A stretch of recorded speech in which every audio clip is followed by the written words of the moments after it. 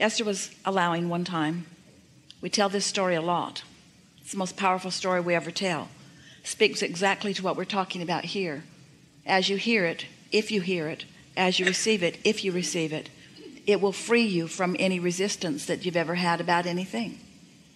So Esther is having a telephone consultation, allowing us to speak on the phone to a woman who is not really very excited about anything we have to say, because we're trying to teach her that she is the creator of her own reality, and she doesn't believe it. She believes that things would be going better if she was in charge. She thinks that there are other factors that must be in place, and she really wants us to just tell her fortune. But we knew, with the state of resistance that she was in, she wouldn't have liked us to tell her what was coming in her immediate future, because she had this wall of resistance that was not allowing any of the things that she wanted to come. And so life was proving to her that she was unworthy and unloved. She was taking score of how things were manifesting and coming to the conclusion, based on how they're manifesting, that she wasn't doing well, and she had decided it wasn't her fault. And so she didn't want to hear about deliberate creation. So we said, let's talk about some other things for a minute. And she said, like what? And we said, we'd like to talk about blue glass. And it was just annoying to her. She didn't know why we would change the subject from such an important subject of her getting what she wanted to a subject of nothing that she wanted. There was nothing about blue glass that she was interested in. But we held strong with her, and for more than a minute, we talked to her about blue glass, about different shades of blue, about different thicknesses of blue glass, about different textures of blue glass. And she became increasingly annoyed as we focused on blue glass. And then we said, let's focus on something else. Let's talk about butterflies. Again, she saw no point in it. It wasn't getting her to what she wanted, but we held strong, and we talked for over a minute about butterflies. Different kinds of butterflies, different colors of butterflies, different sizes of butterflies. And then we said, let's talk about feathers. She didn't want to talk about feathers. She was so irritated, in fact, she said, thank you for nothing. I've received nothing from this conversation. Goodbye. And she hung up. Now Esther is in the room alone. Jerry was not listening in. He was in another room. And then they immediately went off to lunch. They were in California. There's a beautiful city they love, a little city called La Jolla. There's a beautiful place that they like to eat, and they were off and there immediately. And so 10 minutes after this conversation, they're getting out of the car in front of the big pink hotel in La Jolla, on their way down the street to the restaurant that they like so much. And on their way, both hungry, eager to go, but there is a store between where they parked and where they were eating, and Esther felt it call her inside. Jerry couldn't understand why, because they were both very hungry, and Esther said, come with me just for a minute, come with me. And this was not unusual. Esther likes stores, and Jerry doesn't like stores, and in they went, and in, and on the back wall there was a wall of blue glass, ceiling to floor, wall to wall blue glass. More different colors and shades and textures of blue glass, mostly vases, some wall hangings, some glassware, blue glass all over this wall. And when Esther saw it, she did not relate it to the conversation, because when Esther speaks for us, she is not always focused on the specifics of what we're talking about. She's so involved in the translation process, she's not contemplating it. And she did not make the association between this wall of blue glass and the conversation that we had had that had activated blue glass.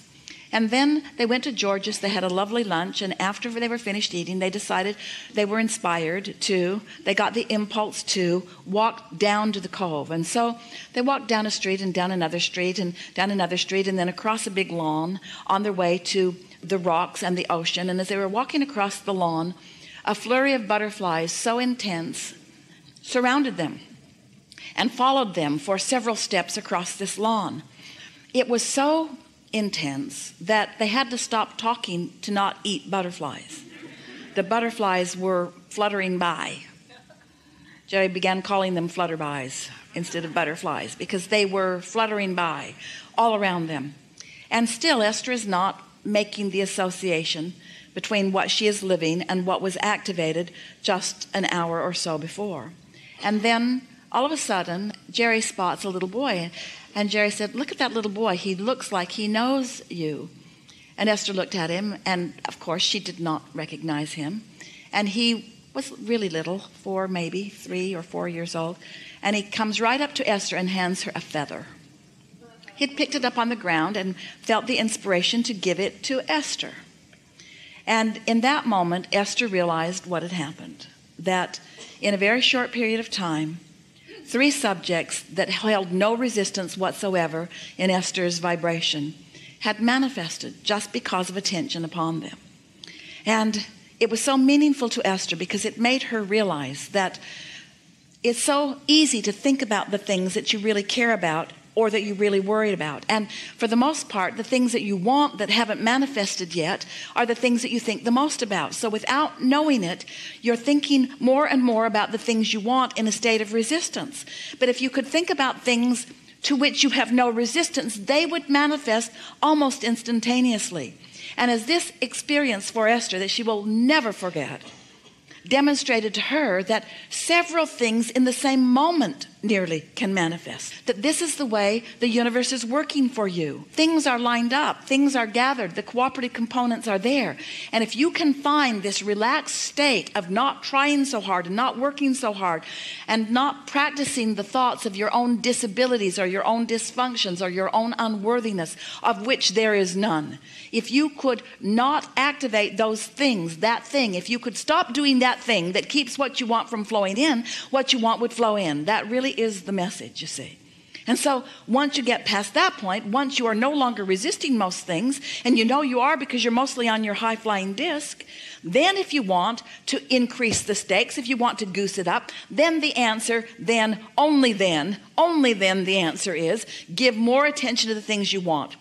Start collecting pictures, start gathering things, start scripting about it. In other words, once you are in a state of non-resistance, you can make any statement that you want and make it with as much detail as you want. And this universe, this time-space reality, along with the energy that creates worlds, will flow to you in an endless fashion, the unfolding of the most magnificent things that you have the ability to imagine. But you got to figure out which end of the vibrational stick you're on before you turn on the gas. You see what we're getting at? We think you saw. Yes. Helpful? Very much. Enough? Thank you, Really good. Thank you very Really much. good. Really good. That was our favorite conversation ever. That one right there. Do you believe that you create your own reality? Yes. And more important, do you like doing it? Yes. That's really good. I hope the words can come out. All right. I Now love you so much. Stop for just a moment and ask yourself, which end of the train did you plunk an engine down? You can say it better. You could say that better. I was sitting there thinking that I didn't really have a question, but I wanted to be part of the rampage today. And here you are. Get out now. That's all right to want that. It's all right to want to know if you're in a non-resistant enough place. And so think about what she's saying to us. I didn't have a desire, but I didn't have any resistance. In other words, this was like the blue glass and the butterflies and the feathers, wasn't it? Just a thought with not a lot of energy around it and no resistance and instant results. We appreciate the demonstration. Really good.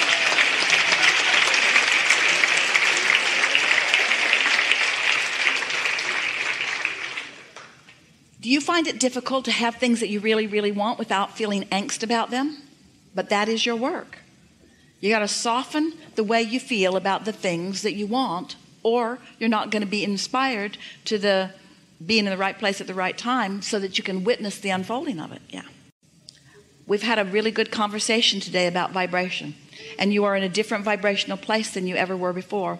And the thing that we like most about a conversation like this is that you now have a greater understanding of the laws of the universe and your place in this universe. You now understand.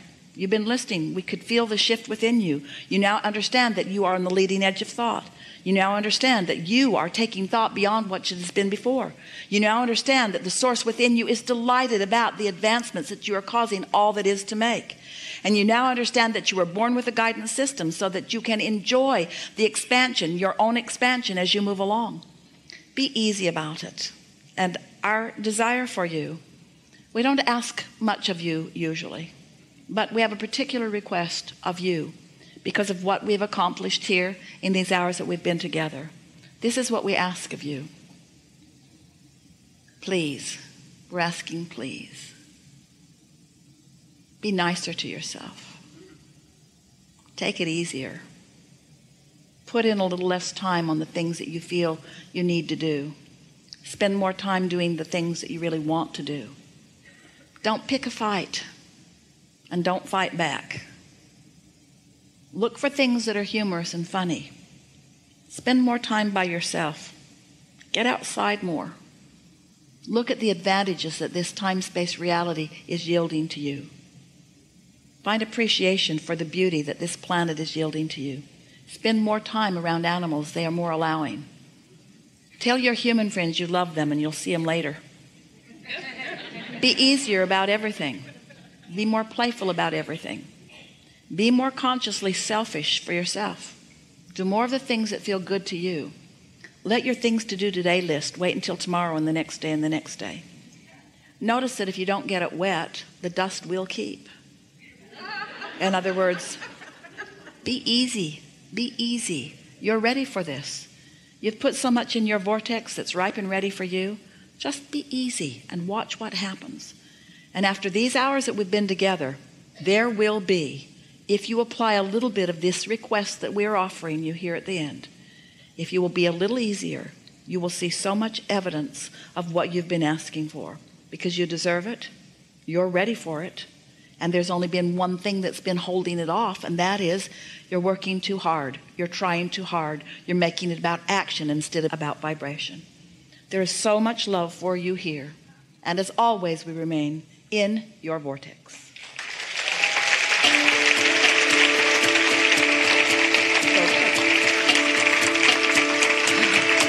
I liked it so much. Thank you so much.